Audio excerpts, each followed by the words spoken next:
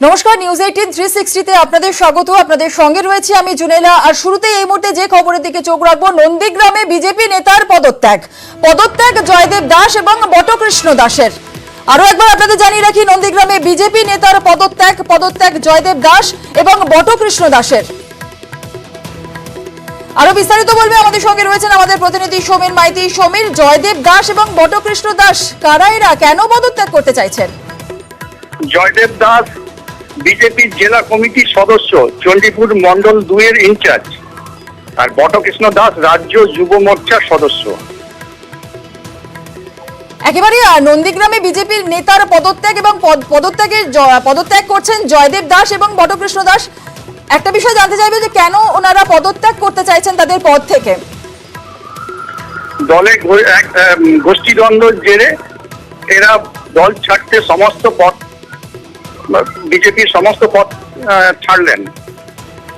গোষ্ঠীদ্বন্দ্বের জেরে পদত্যাগ করছেন তুমি বলছো, দুজনেই যোগ দিতে পারেন তৃণমূলে, এমনটাও মনে করা হচ্ছে। কেন তৃণমূলে যোগ দিতে পারেন বলে মনে করা হচ্ছে? এরা বিজেপিতে থেকে কোনো কাজ করতে পারছে না, দলের থেকে বিজেপির মধ্যে গোষ্ঠীদ্বন্দ্বের জেরে এরা কাজ করতে পারছে না, সেই জন্য এরা তৃণমূলে যোগ দিতে পারে। বেশ, একেবারে আরো একবার আপনাদের জানিয়ে রাখি, নন্দীগ্রামে বিজেপি নেতার পদত্যাগ জয়দেব দাস এবং বটকৃষ্ণ দাসের। জয়দেব দাস এবং বটকৃষ্ণ দাস জেলা কমিটির সদস্য এবং গোষ্ঠীদ্বন্দ্বের জন্যই তারা পদত্যাগ করছেন এমনটাই মনে করা হচ্ছে। দুজনেই তৃণমূলে যোগ দিতে পারেন এমনটাই মনে করা হচ্ছে।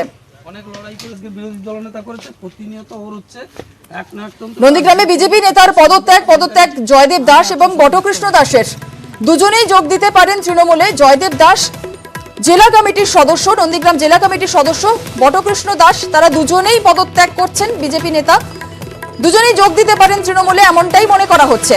গোষ্ঠীদ্বন্দ্বের জেরেই তারা পদত্যাগ করছেন এমনটাই মনে করা হচ্ছে। বিজেপি নেতা জয়দেব দাস তিনি কি বলেছেন, কি প্রতিক্রিয়া দিয়েছেন শোনাবো। নন্দীগ্রাম তৃণমূল কংগ্রেসের ব্লক শীর্ষ নেতৃত্ব সহ যারা এসছেন, তারা আজকের একটা নজির সৃষ্টি করলেন যে বিরোধী হোক কিংবা দলীয়, অসময়ে মানুষের পাশে দাঁড়ানো বা সৌজন্য বিনিময়, এটা একটা বিশেষ বার্তা বলে আমি মনে করি। বহু ছেলে রয়েছে আমাদের সঙ্গে, তারা আমরা বসে চিন্তা ভাবনা করছি আমাদের কি করণীয়। আমরা হয়তো রাজনীতি থেকে টোটালি বিদায় নিতে পারি, একেবারেই সাধারণ ভোটার হয়ে থাকতে পারি, কি করব জানি না, দেখা যাক, আগামী দিনগুলোতে দেখা যাবে। আর এই প্রসঙ্গে তৃণমূলের ব্লক সভাপতি তিনি কি প্রতিক্রিয়া দিয়েছেন শোনাবো।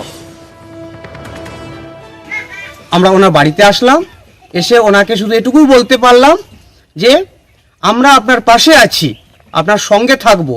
সে রাজনৈতিক লড়াইটা হয়তো ভবিষ্যতে কি হবে সময় সেটা ঠিক করে দেবে, কিন্তু আমরা একসঙ্গে থাকবো। আর এই প্রসঙ্গে বিজেপির রাজ্য সভাপতি সুকান্ত মজুমদার কি বলেছেন শোনাবো। দেখুন, আমিও মিডিয়ার মাধ্যমে দেখেছি, আমি জেলা সংগঠনের মাধ্যমে খোঁজ খবর নিচ্ছি। আমার মনে হয় না মাননীয় শুভেন্দুদার এর ফলে বা ওই এলাকার এর ফলে আমাদের সংগঠনের কোনো ক্ষতি হবে।